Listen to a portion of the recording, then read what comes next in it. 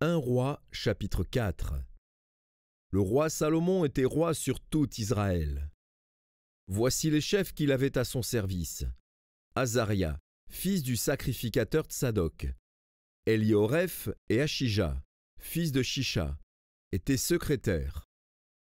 Josaphat, fils d'Achilud, était archiviste.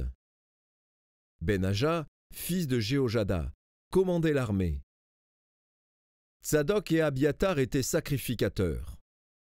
Azaria, fils de Nathan, était chef des intendants. Zabud, fils de Nathan, était ministre d'État, favori du roi. Achishar était chef de la maison du roi. Et Adoniram, fils d'Abda, était préposé sur les impôts. Salomon avait 12 intendants sur tout Israël. Il pourvoyait à l'entretien du roi et de sa maison, chacun pendant 1 mois de l'année. Voici leurs noms. Le fils de Our, dans la montagne d'Éphraïm. Le fils de Deker, à Makatz, à Saalbim, à Beth-Shemesh, à Elon et à Beth-Hanan. Le fils de Hesed, à Aruboth. Il avait Soko et tout le pays de Hépher.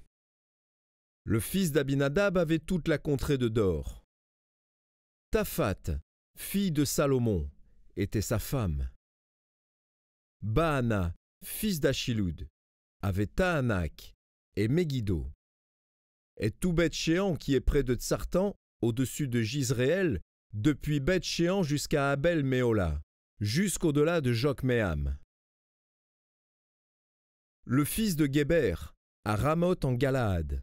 Il avait les bourgs de Jaïr, fils de Manassé, en Galaad. Il avait encore la contrée d'Argob en Basan, 60 grandes villes à murailles à Bardérin. Ashinadab, fils d'Ido, à Mahanaïm. Ashimaatz, en Nephtali. Il avait pris pour femme Basmath, fille de Salomon. Baana, fils de Hushaï, en Nazer et à Béaloth. Josaphat, fils de Parouach, en Issachar. Shimei, fils d'Éla, en Benjamin. Guéber, fils d'Ouri, dans le pays de Galaad. Il avait la contrée de Sion, roi des Amoréens, et d'Og, roi de Basan. Il y avait un seul intendant pour ce pays. Juda et Israël étaient très nombreux, pareil au sable qui est sur le bord de la mer. Ils mangeaient, buvaient et se réjouissaient. Salomon dominait encore sur tous les royaumes depuis le fleuve jusqu'au pays des Philistins et jusqu'à la frontière d'Égypte. Il apportait des présents et ils furent assujettis à Salomon tout le temps de sa vie.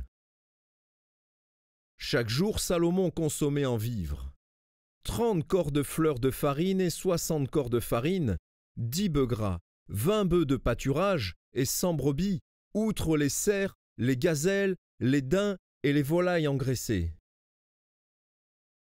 Il dominait sur tout le pays de l'autre côté du fleuve, depuis Tiphash jusqu'à Gaza, sur tous les rois de l'autre côté du fleuve. Et il avait la paix de tous les côtés alentours. Juda et Israël, depuis Dan jusqu'à Beër-Shéba, habitèrent en sécurité, chacun sous sa vigne et sous son figuier, tout le temps de Salomon. Salomon avait 40 000 crèches pour les chevaux destinés à ses chars et 12 000 cavaliers. Les intendants pourvoyaient à l'entretien du roi Salomon et de tout ce qui s'approchait de sa table, chacun pendant son mois. Il ne laissait manquer de rien. Il faisait aussi venir de l'orge et de la paille pour les chevaux et les coursiers dans le lieu où se trouvait le roi, chacun selon les ordres qu'il avait reçus. Dieu donna à Salomon de la sagesse, une très grande intelligence et des connaissances multipliées comme le sable qui est au bord de la mer. La sagesse de Salomon surpassait la sagesse de tous les fils de l'Orient et toute la sagesse des Égyptiens. Il était plus sage qu'aucun homme, plus qu'Étan, les Zrachites, plus qu'Éman, Calcol et Darda, les fils de Machol. Et sa renommée était répandue parmi toutes les nations d'alentour. Il a prononcé 3000 sentences et composé 1005 cantiques. Il a parlé sur les arbres, depuis le cèdre du Liban jusqu'à l'hysope qui sort de la muraille. Il a aussi parlé sur les animaux, sur les oiseaux, sur les reptiles et sur les poissons. Il venait des gens de tous les peuples pour entendre la sagesse de Salomon, de la part de tous les rois de la terre qui avaient entendu parler de sa sagesse.